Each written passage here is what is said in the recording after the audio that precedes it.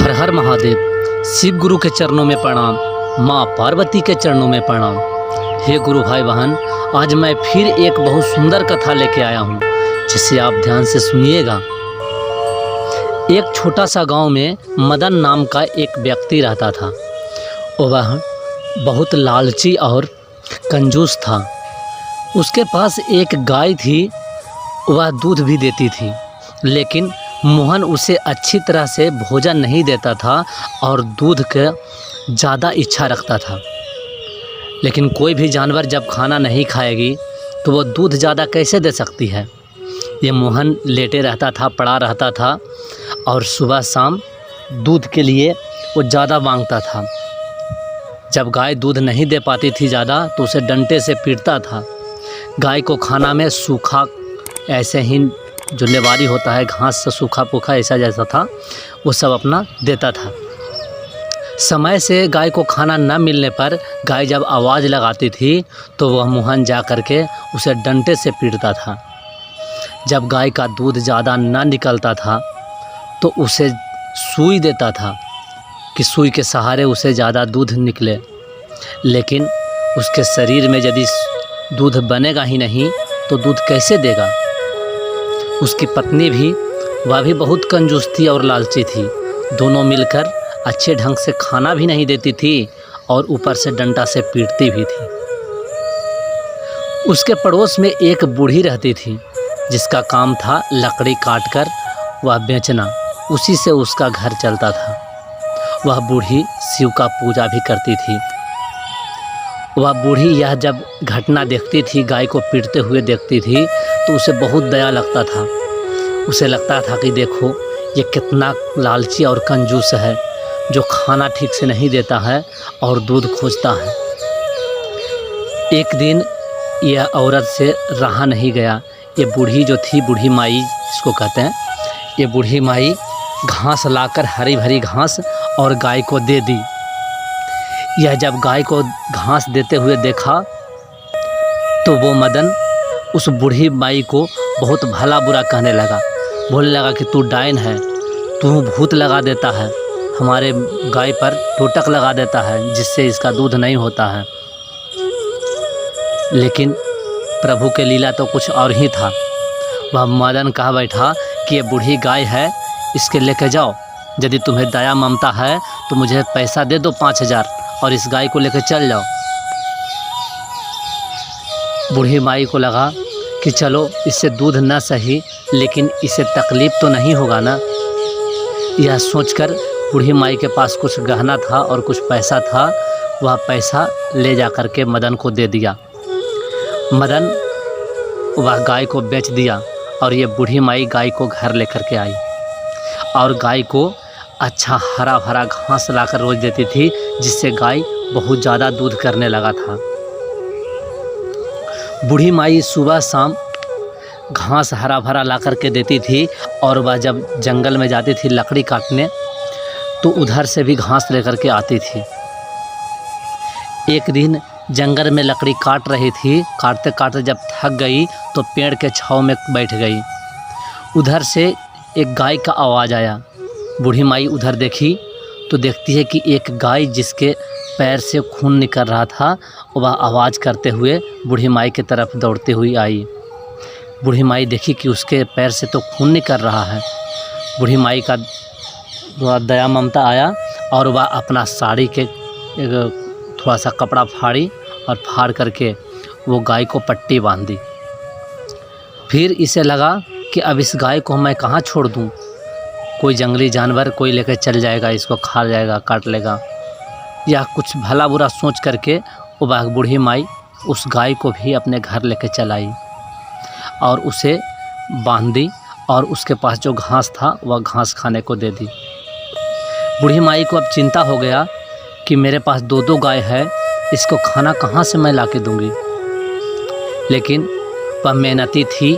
वह सोची कि अच्छा जब जंगल में जाती हूँ तो वहीं से घास लेके आऊँगी, थोड़ा विशेष करके ले लेंगे, जिससे दोनों गाय का हो जाएगा। लेकिन ये दोनों गाय जो थी, यह मन में विचार की कि आखिर बूढ़ी माई हम लोग को इतना घास कहाँ से ला के देगी। ये तो ऐसे ही लकड़ी काटने में परेशान रहती है, क्यों ना हम कुछ करें। ये पहली गाय थी जिसे मदन से खरीद के लाई थी। ये गाय को शिव का वरदान प्राप्त था। शिव ने वरदान दिया था कि तुम चाहो तो अपने मुख से पैसा निकाल सकते हो। तो यह गाय जब खुश हुई तो अपने मुख से पैसा निकालने लगी, और जो दूसरी गाय थी उसे भी शिव का वरदान प्राप्त था। वह सोना का सिक्का निकालने लगी अपने मुंह से। ये दोनों ने विचार करके पैसा और सोना के सिक्का निकाली, क्योंकि बूढ़ी माई को धन होगा और उससे इन्हें खाने के लिए जो घास होगा और निवारे जो होता है वो सब अपना खरीद के ले आएगी। ये दोनों गायों ने, एक गाय पैसा और दूसरा गाय सोना, ये निकाली। और जब सुबह हुआ, बूढ़ी माई के नींद टूटा और वह देखी तो देखती है कि इसके पास में, एक के पास में पैसा और दूसरे के पास में सोना है। बूढ़ी माई बोली कि अरे यहाँ पर कौन रख दिया ये पैसा और सोना। तो दोनों गायों ने बताया कि माई, मैं साधारण गाय नहीं हूँ, मुझ पर भगवान शिव का वरदान है। मुझे जो अच्छी तरह से सेवा करती है उसे मैं सोना और पैसा हम दोनों देते हैं।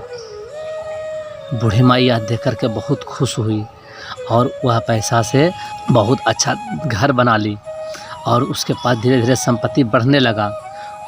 उसके 1-2 दिन के बाद उधर से एक गाय और आई दौड़ती हुई, और उसे भी बूढ़ी माई ने अपने खूंटे पे बांध के रखा। उसके भी है जो अनाज देने लगी और घास देने लगी। वह गाय भी वह चांदी का सिक्का निकालने लगी। इससे बूढ़ी माई के पास में बहुत सारा धन हो गया और दिन पर दिन वह धनी होने लगी।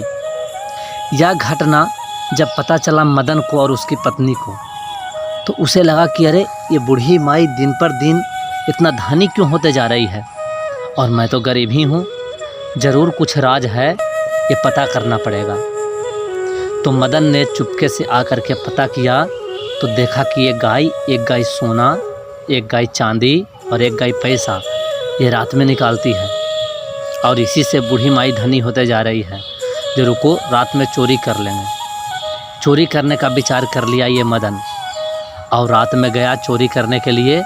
तो जैसे ही वह पैसा और धन के पास पहुंचा तो गाय ने लात मारी तो वह बहुत दूर फेंका गया, और उसे दर्द होने लगा। यह आवाज़ सुनकर बूढ़ी माई वहाँ से पहुँची तो बोली, अरे मदन, तू यहाँ क्या कर रहा है। तो मदन ने बताया कि माई, मुझसे बहुत बड़ा गलती हो गया है। मैं पैसे के लालच में पैसा को चोरी करने आया था और गाय ने मुझे मार दिया, मेरा पैर टूट गया। बूढ़ी माई से और आग्रह करने लगा कि माई, हमें कुछ पैसा दे दो, मैं बहुत गरीब हूँ, तुम्हारे पास तो बहुत सारा धन है और पैसा है। बूढ़ी माई कहा कि नहीं, तू बहुत लालची और कंजूस है, तुम्हें मैं पैसा ऐसे ही दे दूँगी तो तुम्हारा ये लालची और कंजूसी ख़त्म नहीं होगा। मैं तुम्हें पैसा दूँगी, लेकिन तुम्हें ये गाय का सेवा करना होगा।